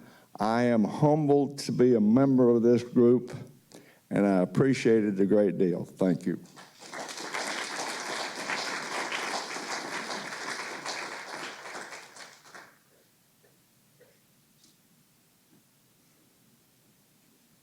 Our next inductee is Mr. Lonnie Poole, who will be represented by Nancy Hall, who is the Executive Director of the Lonnie and Carol Poole Foundation. Lonnie Poole earned a BS in Civil Engineering in 1959 while in our ROTC program. After 3 years in the military as an aviator, he earned an MBA from another school up the road with a light blue color. He founded Waste Industries in 1970 and served as president, CEO, and chairman. Waste Industries served North Carolina and the Southeast with waste collection and disposal services.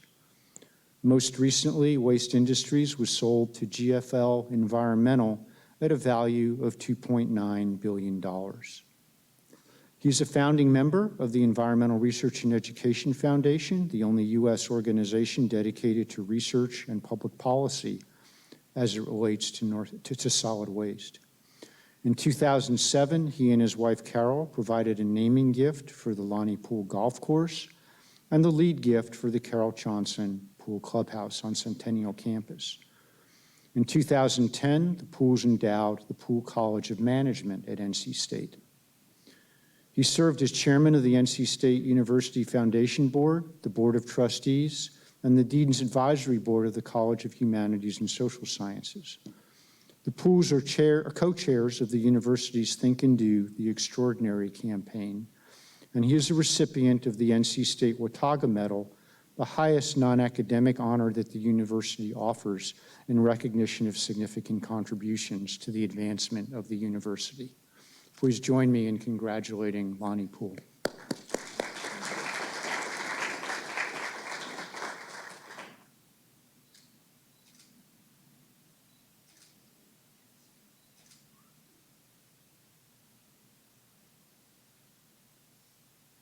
On behalf of Lonnie, thank you very much.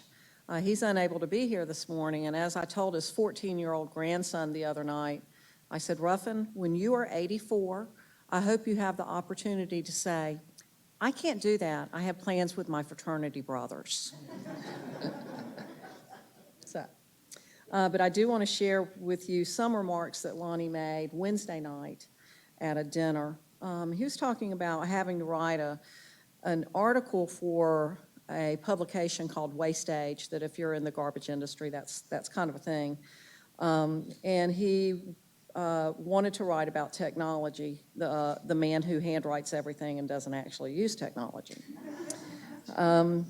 So he recalled a history class at NC State in 1956, and the professor was asking the students, what is the greatest invention of all times? And he pointed to the different students, and all the students gave suggestions, and at the end of the questioning, he said, none of you got it right.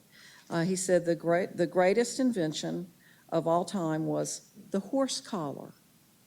And Lonnie said, I should have known that. I grew up on a tobacco farm between Garner and Clayton. After learning to ride a bike, also a great invention, I learned to catch and harness a mule.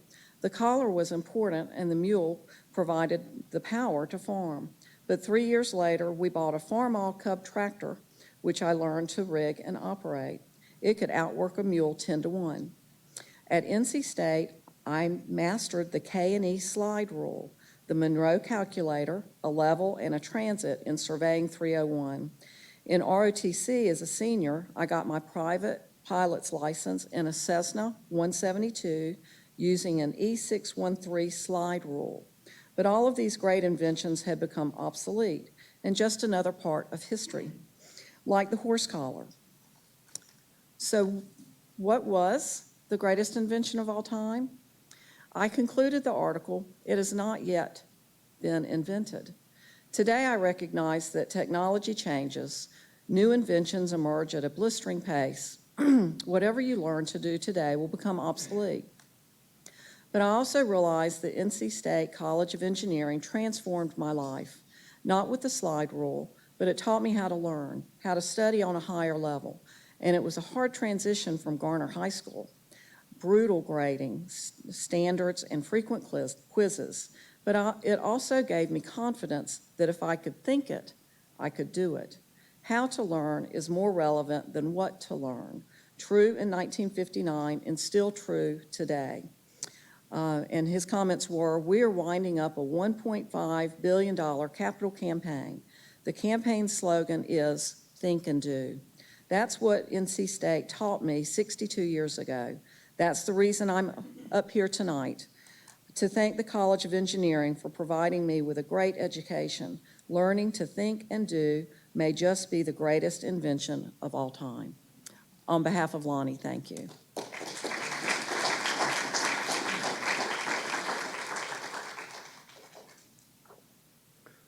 Our next inductee is Mr. David Simpson, who would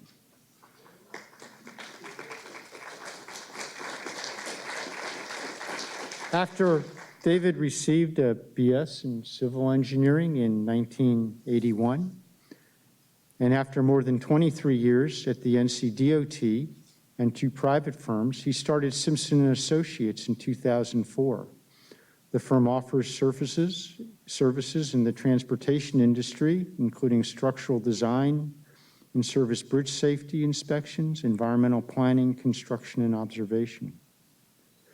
David served on the department's advisory board from 2010 to 2018, is a regular contributor to our enhancement fund, the Zeal Lecture Series, and together with his brother Michael, endowed the David B. and Annie P. Simpson Scholarship in honor of his parents. He is involved in several engineering education organizations that promote STEM education, including the North Carolina Future City Competition, Math Counts, and the North Carolina Science, Mathematics, and Technology Education Center.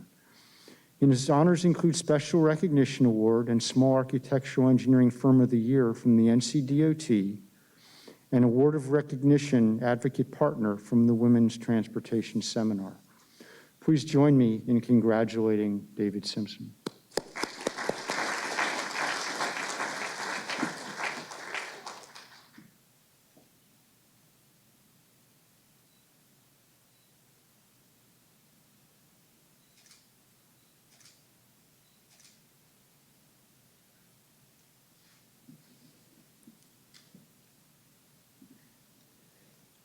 Thank you, thank you, thank you. It is truly an honor to be here today. This recognition goes well beyond me being up here. There are numerous people in my life, from my immediate family, to my church family, to my extended work family at Simpson Engineers and Associates. And let's not forget my Wolfpack family that have played a role in me receiving this honor. I have always liked puzzles. I received great satisfaction completing puzzles as a kid. I have fond memories of completing puzzles with my family. As I have gone through life and lived my dream, I often reflect on my 40-year engineering journey as puzzle pieces that have come together at the right time. If I had to name only 3 pieces of my career puzzle, I would name 1 piece passion, 1 piece relationships, and 1 piece thankfulness. First, you can do anything with excitement if you have passion. For many of us, it takes time to find out what our passions are. Passion is what wakes you up early in the morning and keeps you at the office late at night. The second piece of my career puzzle is relationships. My dad and mom raised my brother and I to treat others like we would like to be treated. You never know when you might need a helping hand, so make sure that you do not burn your relational bridges.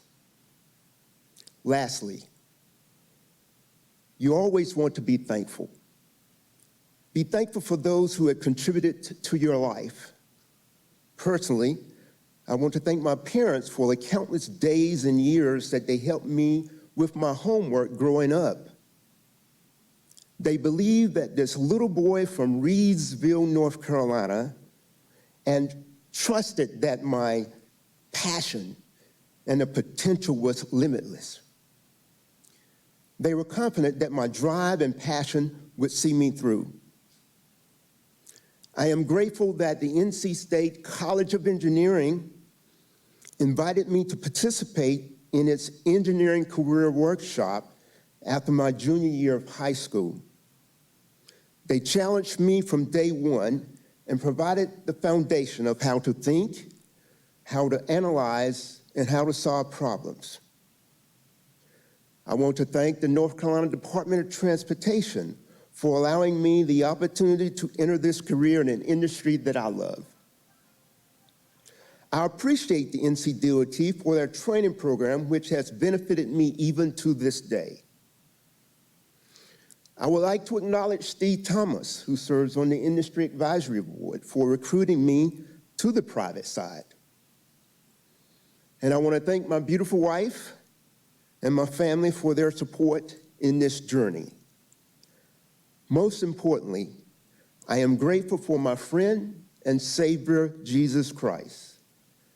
Without him, I would not have the strength and faith to believe in my passion.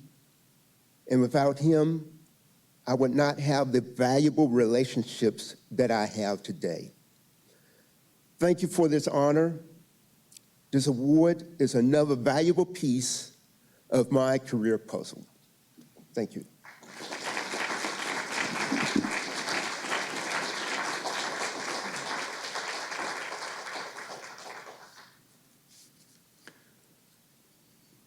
Our next inductee is Mr. Wayne Stocks. Mr. Stocks received his BS in our department in 1986, then went to earn a master's at the University of Texas at Austin, and after graduation spent 2 years in Nepal in the Peace Corps. He then joined Thornton Tomasetti, a 1,500-person plus engineering consulting firm with more than 50 offices. He's risen through the ranks and is now serving as president. Wayne has overseen the structural design, construction, and project management for a wide variety of new and historic structures.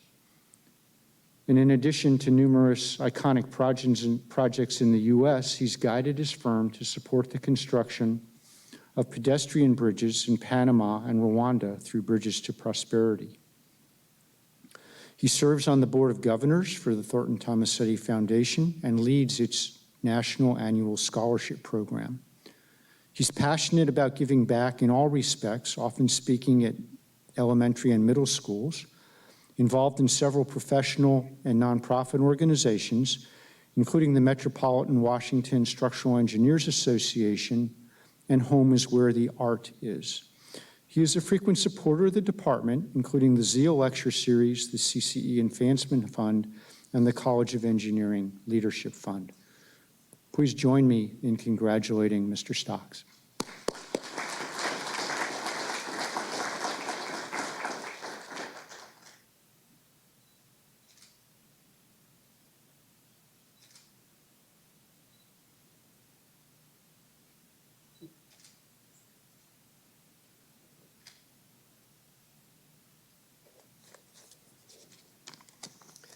Thank you, Mort. One more thing. So like everyone else here, I'm very pleased and honored to be with you here today. Here with my wife, Susan, her mother, Carolyn, and my mom, Carol. 1, 2, 3. So like so many have said today, I had many, many great experiences with civil engineering professors here at NC State. They challenged us, but made it fun, naturally and with what appeared to be little effort. We all know that's not the case. It was their gift to teach and motivate and inspire. My good friend Jim Now, who is still awake, I can see. Dr. Matson, those are my two structures gurus, along with Dr. Bingham with dynamics. Dr. Johnston, I did take your wood course, did not sleep, and Dr. Rooney Malcolm. We did call him Rooney, but not to his face. And my Rooney Malcolm story is, if you go into the halls of Mann Hall, in the bathroom you will see no -30.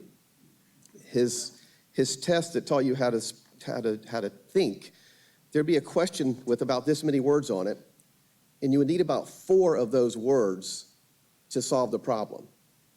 And if you understood what he had taught you, then the problem was very easy. He also gave 3-question tests. You can do the math, we're all smart. That's 30 points, and 40 points. Very little partial credit. So my first test, I got the famous no, -30. It gets your attention. So by the time I applied to graduate schools in the fall of 1985, I become very passionate and comfortable with structural engineering.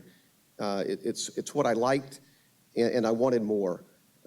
I considered Jim now, at that time, my friend, and my friend told me two things. One is very obvious. He said, NC State has an excellent graduate engineering program. We all know this is true. The second thing he said is, you should go somewhere else. Like, what? So, you know, it was great advice, as we all know. Jim was pretty wise even back then. So I moved halfway across the country with two of my classmates, and we set out to test our strong foundation in civil engineering. And we started over, just like Jim recommended. We made new friends, we held our own, and then I returned to Raleigh. Everyone I interviewed with in Raleigh as I was looking for a job had graduated from NC State. Their main question was, why didn't you go to NC State? I'm thinking back at Jim's advice and wondering, this could be a problem. Luckily, I came across a structural engineering department head that gave me a chance, and I convinced him I'd not been ruined by leaving the state of North Carolina, and I got a great job. Time flies, and here we are. You know, Jim is living proof of the power of truly loving what you do and the power of being passionate about engineering and teaching and mentoring. Great lessons that you can't unlearn. I've been at Thornton Thomas City now for almost 30 years. I'm still having a blast. I can't imagine a better profession. We get to create and build structures, companies, careers by creating opportunities and for others to contribute. It's just a lifelong learning opportunity and growth. Thank you again. I'm really honored to be included with this group and all the prior inductees. And Mort, thanks a lot.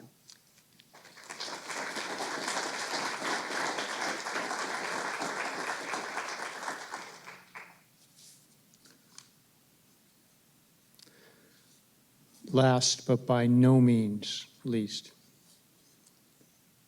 our last inductee for 2021 is Dr. Lawrence Twisdoyle. Dr. Twisdoyle received a BS in civil engineering from our department in 1969 and went on to earn a master's and PhD. He earned his master's at NC State and went on to earn a doctorate at the University of Illinois. He began his career as a senior engineer at Carolina Power and Light and went on to found the Southeast Division of Applied Research Associates in 1982. Raleigh is ARA's largest office with more than 300 employees. He was a principal of the firm and executive vice president, serving on the board for 30 years. He retired in fall 2020 and continues to consult today on selected projects. He was principal investigator on more than 200 projects during his career. He developed the Tormis software that analyzes tornado-generated missile risk to nuclear power plant components and structures. His methods for estimation of hurricane-induced damage revolutionized the hurricane loss modeling industry and included the development of hurricane vulnerability, mitigation, and loss models that became part of FEMA's HAZA software suite and IRA's Hear Loss insurance software tool. He led the development of the first ever tornado wind speed risk maps for the National Institute of Standards and Technology. He was an active member of ASCE for more than 40 years, leading their design code development in wind engineering. And he and his wife, Fran, have been strong supporters of the department, establishing the Charitable Remainder Trust in 2003 through the NC State Engineering Foundation. Please join me in congratulating Dr. Twisdoyle.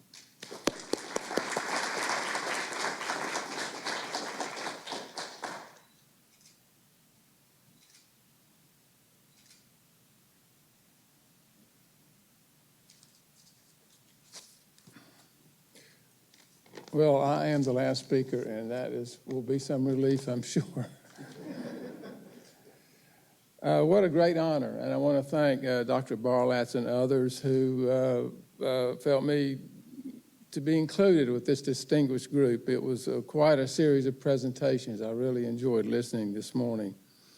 I've got a few thoughts, and I've edited them some this morning. I hope to get through this pretty quickly. As a civil engineering student, I had excellent professors at NC State, including Ely, Murtha, Havner, Bramer, Wall, and Zia. Dr. Ely was my undergraduate advisor, and he suggested in 1968 that I take a course in computer science. Of course, we only had 2 electives in 4 years, so that was a big deal, picking an elective. I must say that course really influenced my career and enabled me to tackle a lot of complex problems. And I felt like I was a few years ahead in that area. My years at NC State from 1965 to 1970 were among the happiest of my life. I played on the freshman tennis team, pledged a fraternity, and really enjoyed college life. Many of those friendships have lasted a lifetime. And unlike Lonnie Poole, I am here today. I did well as a student. I got my bachelor's and master's here, and I was able to get scholarship offers from Stanford, Purdue, and Illinois. I went to Illinois, and there a couple of courses really influenced my thinking, and I found my true love within the wide disciplines of civil engineering. These included optimization of structures and probabilistic methods in civil engineering. After my PhD, I was eager to return to warmer latitudes. And of course, Raleigh, I was so thrilled to be able to get a job with Carolina Power and Light in Raleigh when the new group, as they were starting to build nuclear power plants, and they were hiring PhDs at that time. My boss was on a nuclear industry research committee. And one of the festering problems was how to design a nuclear power plant to have acceptable low levels of failure risk when struck by a tornado. Following that, I did research and proposed a method to the Electric Power Research Institute and got funded in 1984.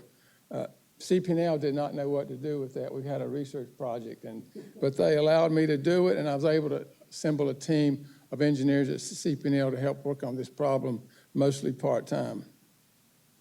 We developed a code called Tormis that was one of the first really sequential event Monte Carlo simulation tools, physics-based, and I must also give credit to Bill Dunn, one of my colleagues at CP&L, who was a nuclear engineer and was familiar with Monte Carlo modeling and radiation and particle physics. This resulted, we were able to quantify the risk of tornadoes impacting and damaging nuclear power plants, and this went on to influence the national standards. In 1982, I started the Raleigh office of a company that had just begun in Albuquerque, New Mexico, under Neil Higgins, who mentored me tremendously in my career. Our motto was engineering and science for fun and profit. And we lived the dream doing that. You had to love what you do because of the long hours, and if we didn't make a little profit, we couldn't stay in business. And with my NC State and Illinois education and some cutting edge knowledge at that time, I was able to write proposals and win contracts. We hired a bunch of people here in Raleigh, and I think one of the key things that got the Raleigh office really going was a proposal on probabilistic analysis of hardened structure, survivability and vulnerability of hardened defense-related structures. And from a small beginnings, this work grew to develop a whole new level of software that we have 150 engineers in our office working on today. And I got that original contract in 1992. In the wind area, we made some very good hires, and we obtained NSF small business research grants back in the early 80s and began to do research in hurricane modeling. And over the years, we continued this work, and through publications, the National Loading Standard, ASC 7, really used our models in the wind risk maps that include hurricane effects along the coastline. And that's taken place since 1998 and into the latest editions, which will come out next year. The tornado work in Tormes also grew, and we analyzed over 40 plants in the U.S. and Canada. It kind of became an accepted national standard. I was able to, I led a committee that adopted the ANS ASME standard on probabilistic risk assessment of nuclear power plants. And as Morton mentioned, I would have retired a few years ago, but the civil engineering community is finally realizing that we need to design critical facilities like hospitals for tornadoes, particularly in the Midwest. And I stayed on to work on a 5-year project to develop design standards for tornadoes. And that work is we recently produced the first ever tornado wind speed risk maps, and these are adapted and have been adapted into ASCE 7 and will appear in next year's edition. In summary, I feel like I've enjoyed a very lucky and wonderful career in which I could pursue both the technical and managerial path within ARA. I now look forward to making new friends and supporting the department and university in any way that I can. I'd like to thank all those that have supported me in my education and career, not the least of which have been my parents, my educators, my ARA colleagues in particular, and my wife, Fran, who never complained all the long working hours. I'm really honored to be in the Hall of Fame, and I want to thank the department and Dr. Barlow. Thank you. Hold on. I've got on my Wolfpack glasses. Go Wolfpack.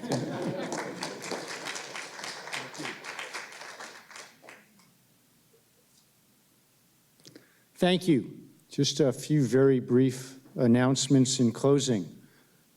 I urge all of you to think about perhaps nominations for the 2022 Hall of Fame and contact me with suggestions, and I'll be happy to work with you. In closing, I'd like to offer a sincere thanks to Amy Alexander for doing everything.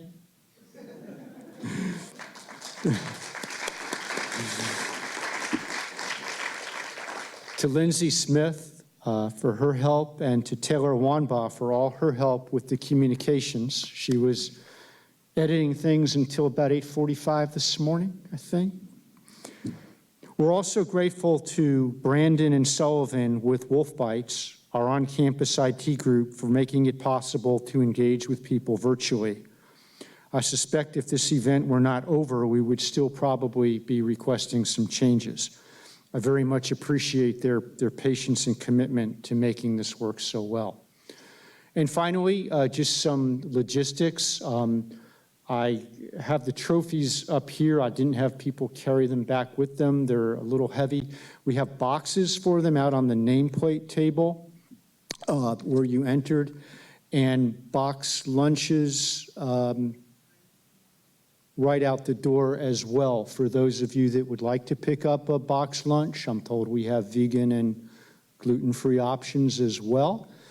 And there is a public building dedication ceremony at 1 p.m. behind me, if you'd like to stay for that.